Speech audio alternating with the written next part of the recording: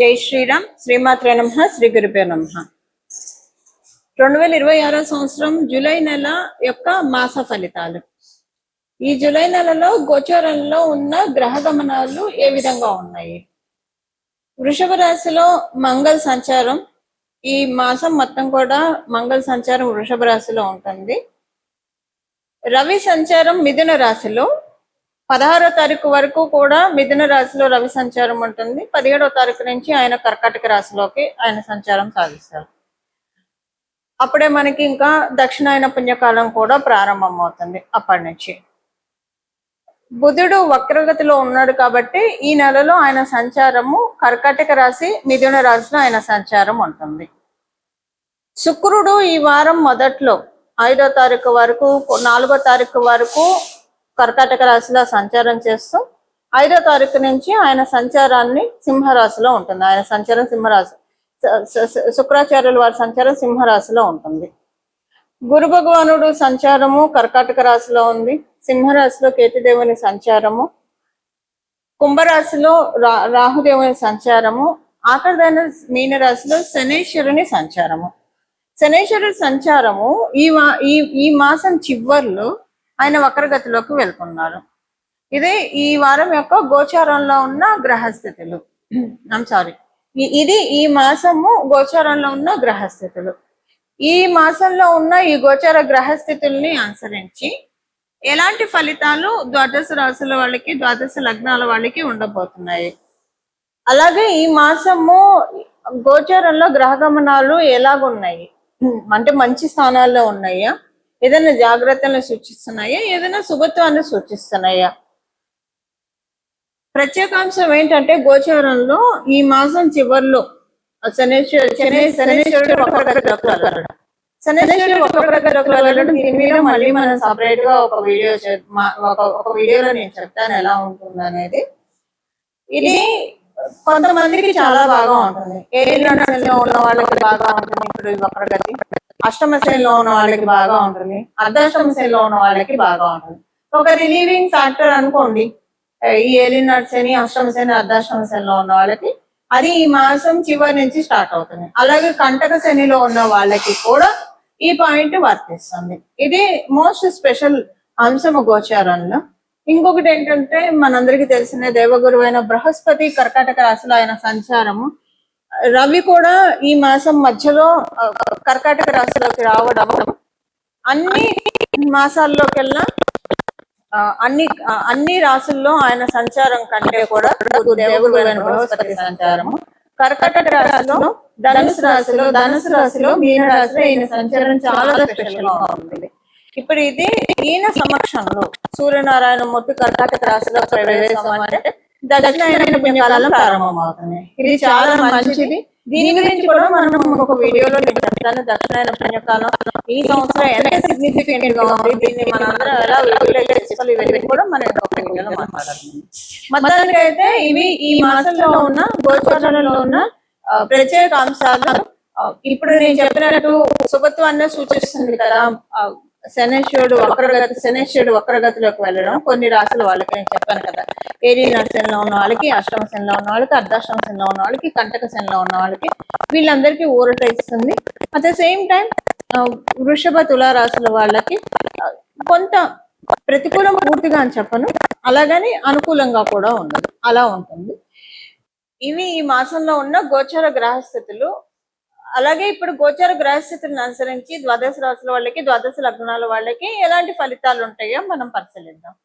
కర్కాటక రాశి కర్కాటక లగ్నంలో పుట్టిన వాళ్ళకి ఈ మాసము మీకు అనుకూలతలు చక్కగా ఉన్నాయి. బుధుడు వక్రగమనంలోకి వెళ్ళడం మీకు ఒక ప్రత్యేకమైన అంశము ఈ మాసంలో. కర్కాటక రాశి కర్కాటక లగ్నంలో పుట్టిన వాళ్ళకి అన్నిటికంటే మోస్ట్ బెనిఫిషియల్ థింగ్ ఏంటంటే మీ రాశిలో గురు భగవానుడు సంచారము, అలాగే మీకు ద్వితీయ రాశి అయిన సింహరాశిలో ఈ మాసం మొదటి వారంలో శుక్రాచార్యుల వారు వెళ్ళడం.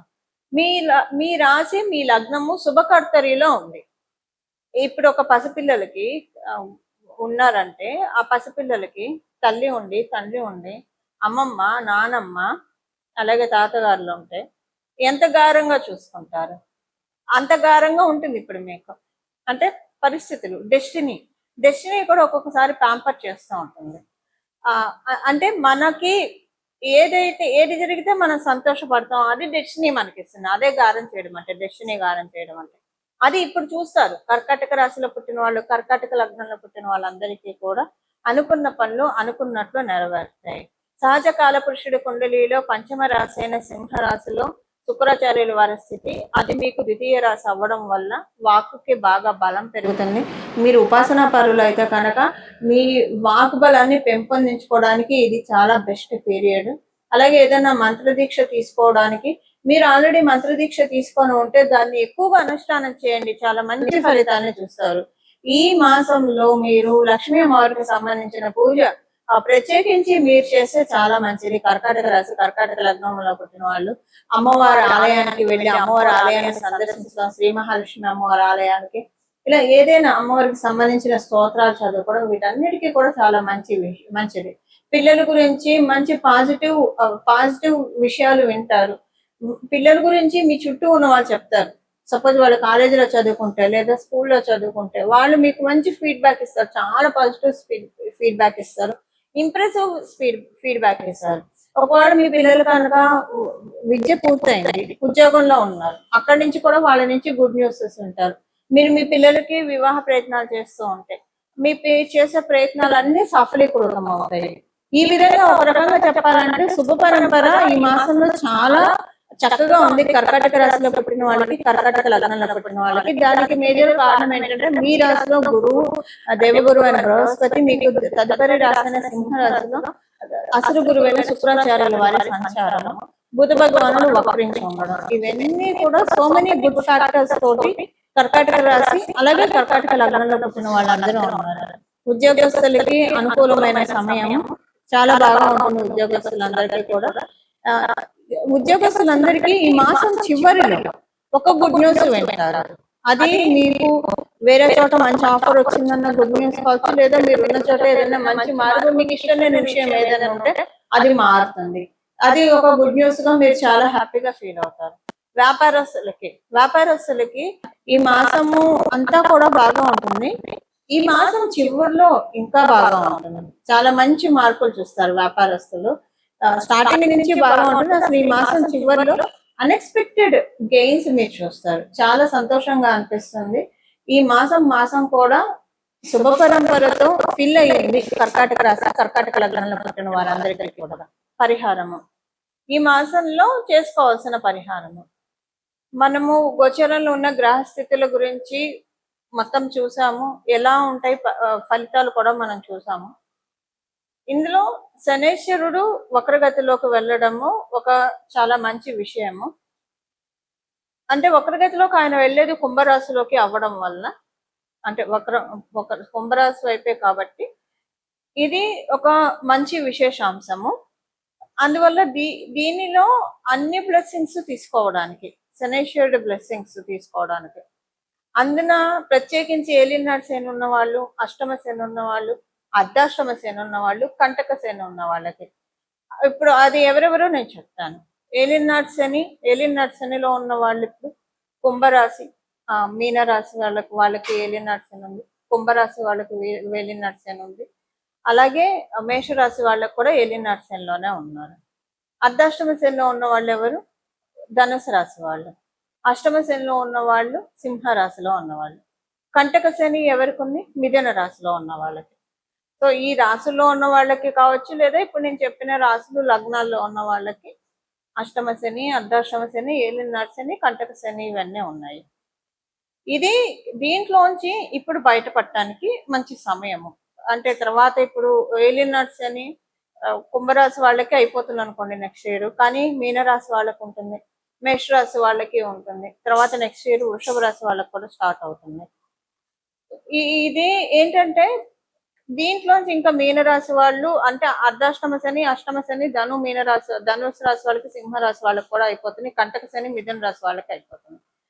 సో మేజర్ గా మీనరాశి వాళ్ళకి, మేషరాశి వాళ్ళకి ఇప్పుడు ఇది ఒక మంచి ఆపర్చునిటీ అందరికీ కూడా. ఇప్పుడు శనేశ్వరుడు యొక్క అనుగ్రహాన్ని పొందడానికి ఇబ్బందులు లేకుండా, కర్మకారకుడు కాబట్టి మనకి సమన్వయం చేసే గ్రహం కూడా, అన్ని గ్రహాలు సమన్వయం చేసిన సాటర్న్ కొంచెం ప్రతిదీ కూడా లెక్కలు కరెక్ట్ గా తెలుస్తారు కాబట్టి మనం చేసుకోవాల్సిన శనీశ్వరుడికి సంబంధించిన పరిహారమే చేసుకోవాలి. దీనికి బెస్ట్ థింగ్ ఏంటంటే మీకు మీ ఇంటి దగ్గర ఏదన్నా భద్రకాళి అమ్మవారి ఆలయం ఉంటే ఆలయాన్ని దర్శించి రావడము, అలాగే విష్ణుమూర్తి ఆరాధన లేదా పరమశివుడికి ప్రతిరోజు సాయంత్రం పూట ఈ మాసం మొత్తం కూడా చేసుకోవడము లేదా మీరైనా సరే అభిషేకం చేసి రావడము, ఈ మూడిట్లో ఏదైనా చేయవచ్చు. అసలు ఇవేం చేయలేమని అనుకున్న వాళ్ళు ప్రతిరోజు మీకు ఏ గుడి కుదిరితే ఆ గుడికి చెప్పులు లేకుండా కాళ్ళకి వీలుంటే మీకు అవకాశం ఉంటే కనుక కాళ్ళకి చెప్పులు లేకుండా వెళ్ళి దర్శనం చేసుకున్నాను. అవకాశం లేని వాళ్ళు అంటే కొంతమందికి షుగర్ ఇలాంటి ప్రాబ్లం ఉన్న వాళ్ళు చెప్పులు లేకుండా నడవలేరు. సో అలా మీకు ఆరోగ్యరీత్యా ఇబ్బందులు ఉంటే చెప్పులు వేసుకొని వెళ్ళవచ్చు. బట్ వీలుంటే ఈ మాసం మొత్తం కూడా ఏదో ఒక దేవాలయానికి ప్రతిరోజు కుదిరితే ఒకటే టైంలో దర్శనం చేసుకోండి, చాలా మంచి ఫలితాలు వస్తాయి. ఒకవేళ ఒకటే టైంలో చేసుకోవడానికి కుదరలేదు, మీరు పొద్దున సాయంత్రము మీకు ఎప్పుడు కుదిరితే అప్పుడు, సాయంత్రం అయితే మళ్ళీ స్నానం చేసి శుచిగానే వెళ్ళాలి దేవాలయానికి. ఉదయాన్నే అయితే స్నానం చేసి ఉదయాన్నే అయితే ఇంకా బెస్ట్. సో మీకు ఏ టైంలో కుదురుతుంది ఆ టైంలో మీరు దేవాలయానికి వెళ్ళడానికి ప్రయత్నించండి. ఇప్పుడు నేను చెప్పిన వీటిలో ఏదైనా చేసుకోవచ్చు, లేదా రోజు లలిత సహస్రనామం చదివినా కూడా మంచి ఫలితాలు వస్తాయి. వీటిలో ఏదైనా చేసుకుంటే కనుక శనీశ్వరుడు మంచి ఫలితాల్ని ఇవ్వడానికి చాలా చక్కటి, అంటే ఇప్పుడు ఉన్న ఈ వక్రగతిలో ఉన్న శనీశ్వరుడు చాలా మంచి రిజల్ట్స్ ఇవ్వడానికి అందరికీ కూడా అవకాశం చక్కగా ఉంటుంది. ఇవి ఈ మాసం యొక్క గోచర గ్రహస్థితులను అనుసరించిన ఫలితాలు, అలాగే తదనుగుణంగా చేసుకోవాల్సిన పరిహారం. ఇలాగా మనందరం కూడా భగవత్కృపకి పాత్రలు అవ్వాలని చెప్పి మనస్ఫూర్తిగా నేను కూడా పరమశివుణ్ణి శిరస్సు వంచి ప్రణామం చేస్తూ మంగళం. నమో భగవతే వాసుదేవాయ.